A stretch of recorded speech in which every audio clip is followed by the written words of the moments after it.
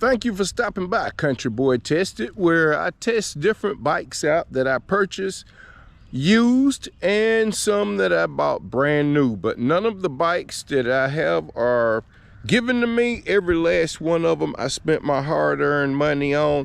So I tell you what, if anything, you're gonna get an honest review about every bike and every product I come across.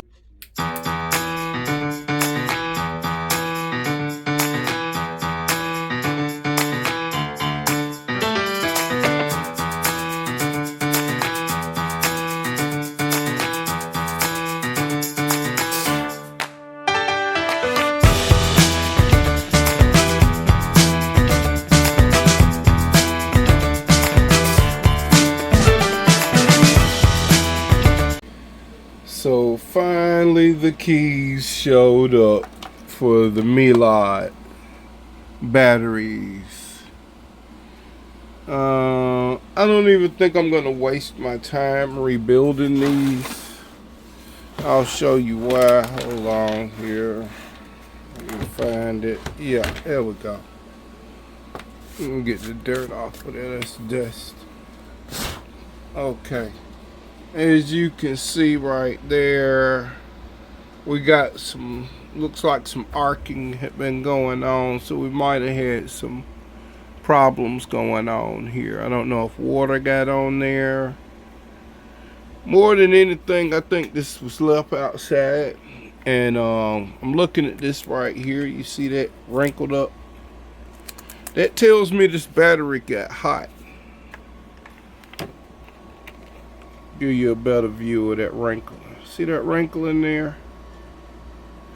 This battery got hot. I think they left this battery out in the sun. And here in South Carolina, you can't leave these in the sun. That won't work down here. It'll overheat these batteries. If you look at your manual, it'll tell you don't leave these in direct sunlight. And I know he probably left this out in the sun, parked out in the sun, and this top battery got fried. And that's why the top battery don't work anymore. I mean, it don't do anything. It's been charged. Hold on, look at there. Yeah, it's done. It doesn't do anything. It's not even worth tearing this apart, because you can buy a 20 amp hour battery for that top cheaper than it is to even rebuild this one. So it's, I mean, I'm looking at 270 to anywhere in the 270. I saw I can get one for 289. I can get a 24 amp hour Shark battery. And I think that's what I'm gonna do, and put that on the very top, so it'll look more like that tank. Because with that Shark shape, I'm gonna invert it, turn it around, and have the fat end on this side, and then have it sloping down at the back, so it'll have the tank look. And I'll probably get some new stickers to put on it with the Black Dragon logo. But that's what we're working with. We're gonna go ahead. Now we got it off. I'll show you what the frame look like now with it off. Alright, so this is what it looks like with the battery stripped off of it.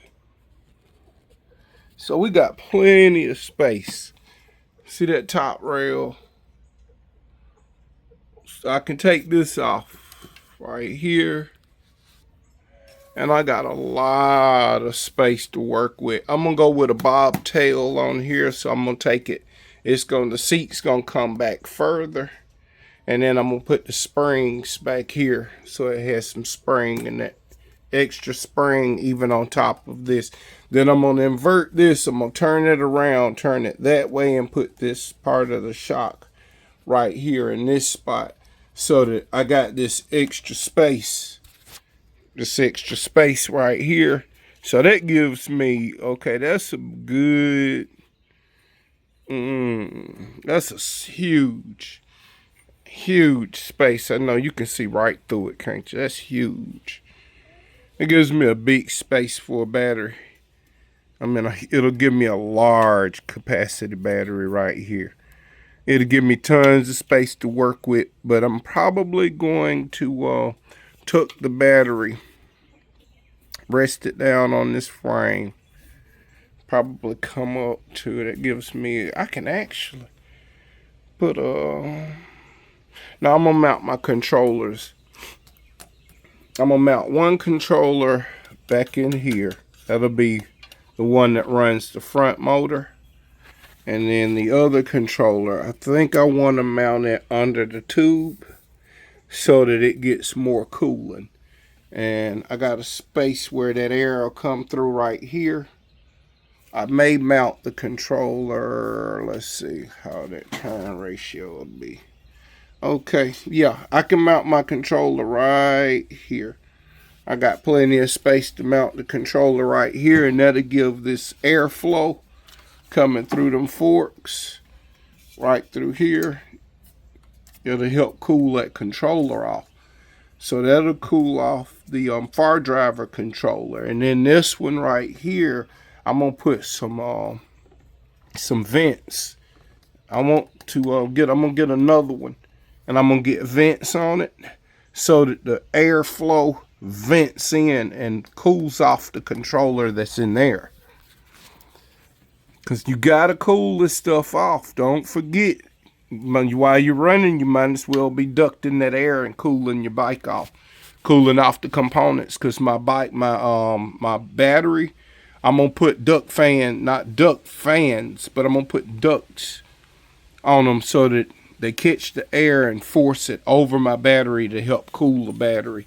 Now you see how much space we're going to be working with. Now you see why I wanted this. This is why I like this frame. When I first looked at one of these online and I saw that stretched, you see how they're stretched out? It's stretched, baby. It's way back behind the seat. And that's going to be perfect for the amount of power we're going to run to the back wheel. And then the front, we're going to have a 52 volt system running that front wheel. And we're going to keep it at 1200. We're going to peg it at the 1200 watts. That motor is capable of running it, and we're going to switch this over to a 52 volt system so that the front wheel will have a 20 amp hour 52 volt system, and they're going to run separate, so it'll be two separate systems. We're going to keep the system for the front wheel separate from the rear wheel. So the rear is going to be controlled from here, and the front one I'm going to use a thumb throttle for the front motor, so that whenever I got it on, you're aware of when you're hitting it. You ain't gonna mess around and lose control, because with the power I'm gonna put on that front motor, it'll be able to really, I'm gonna actually take the controller for the front motor, I'm gonna change it over, and we're going to 35 amps. That's about as much as you can put on the front without losing control and spinning the tire out at speed. You do not want to spin that front tire out while you're at speed. It can cause, if you're leaning a little bit and using the curve of that tire, it can be a bad day, trust me. So we're going to have to cut that power down. I want it to 1500 watt. That's too much power. So I won't be able to run the 1500 on there, everybody. We're going to be running the 1200 watt. We're going to run 52 volt system on that front wheel. 72 volt system on the rear wheel. And we are going to keep it down. We're going to keep it tuned down closer toward the 3000 watt range. That'll give me way more range out of my battery, because we cruise around here. There's no place you're really running high speed in the area I live in. It's very hilly here, and it's just good country rides out here. There's nowhere to really speed on these here. I'd have to take it somewhere else for that.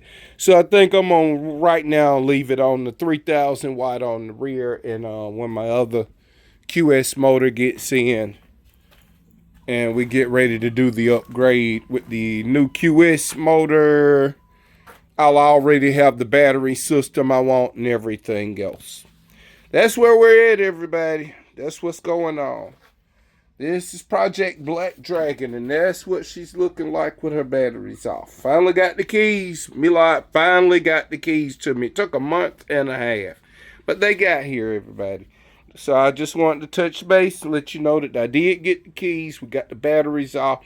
We're getting closer to getting ready to start stripping it apart and repainting the frame and figuring out where everything's going to be going permanently and ordering the batteries. The batteries are our next thing.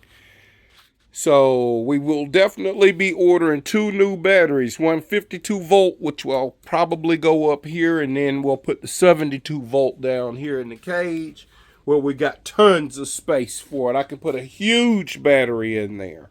So that's what's up. Thank you for checking it out.